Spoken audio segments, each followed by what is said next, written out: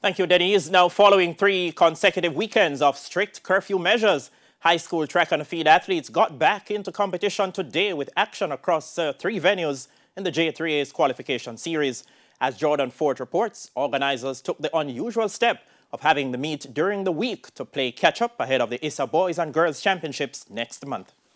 The Intersecondary Schools Sports Association ISA only got word last week that their May 11 to 15 dates for the Boys and Girls Championships have gotten verbal approval by the government. But student athletes had been out of competition for 3 weekends prior, as the government implemented strict curfew measures on weekends to combat the spread of COVID-19. Woolmer's Girls head coach Michael Carr says those factors have set his program back even further. So this is where we are now in terms of trying to find out where we are. Many shoulders and intensity dropped since the closure the other day.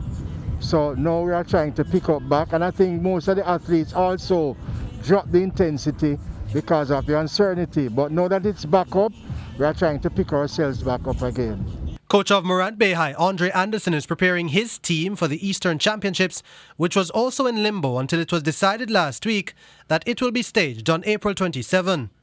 Feeling very, very elated, knowing that we have something to look forward to. You're not just training in vain. It's a very challenging season because based on with the lockdown, and then you have to now curtail certain things, how you have been doing certain things, and the difference in adapting to it. Athletes are trying to adjust, but we are not where we wanted to be. But nevertheless, there's something to look forward to. And now that we have gotten the green light, and with this in place, now we know the way forward. So come 2022 to be a much better season for us. But with Tuesday's meet being held during normal school hours, what does it mean for student athletes and their classes? It could impact school, but of course, the teams pretty much plan around it.